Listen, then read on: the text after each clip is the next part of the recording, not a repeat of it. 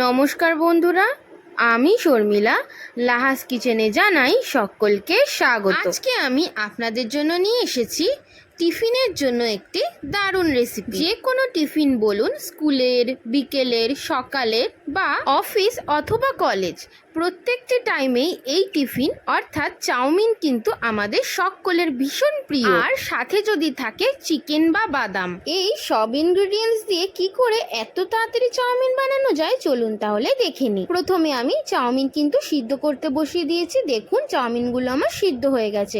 এরপর আমি চাউমিনটা ছেঁকে উপর থেকে একটু সাদা তেল দিয়ে নাড়াচাড়া করে নেব। এরপর চিকেনগুলো ম্যারিনেট করে নেব। আমি 200 গ্রাম চিকেনে হাফ চামচ নুন, হাফ চামচ হলুদ গুঁড়ো, হাফ চামচ কাশ্মীরি লাল লঙ্কার গুঁড়ো, হাফ চামচ গোলমরিচ গুঁড়ো দিয়ে একটি স্পুনের সাহায্যে ভালো করে ম্যারিনেট করে নেব। আমি কিন্তু চিকেনগুলো একটু ছোট ছোট পিস করে কেটেছি। দেখুন ঠিক এই রকম ম্যারিনেট করতে হবে। এরপর আমি কড়াইতে সাদা তেল গরম করে তাতে কিছুটা চীনা বাদাম খুব ভালো করে ভেজে নেব।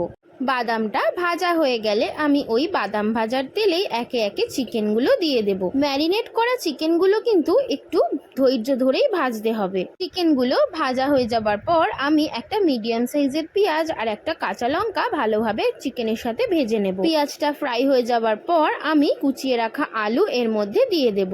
আলুটা ফ্রাই করতে করতে দিয়ে দেব 1 চামচ নুন আর হাফ চামচ হলুদ গুঁড়ো। এইবার সব কিছু সেদ্ধ হওয়া অবধি কিন্তু আমাদের ভালো করে নাড়াচাড়া করে যেতে হবে।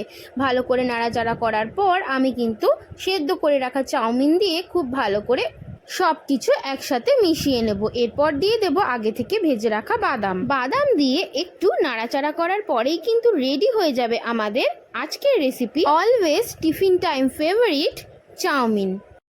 আমরা কিন্তু এটাকে চিকেন চাউমিন বলবো না, কারণ সবাই কিন্তু আমরা চিকেন দিয়ে খাই না। চিকেন আমার ঘরে ছিল বলে আমি চিকেন দিয়েই করলাম। আপনারা চাইলে শুধু আলু ও বাদাম দিয়েও কিন্তু করে নিতে পারেন, দারুণ খেতে লাগে। শুধু আলু বা বাদাম না, ডিম দিয়ে করলেও কিন্তু এই চাউমিন দারুণ টেস্টি হয়। আজকের আমার এই টিফিন স্পেশাল চাউমিন কেমন লাগলো অবশ্যই কিন্তু আমায় কমেন্টস করে জানাবেন।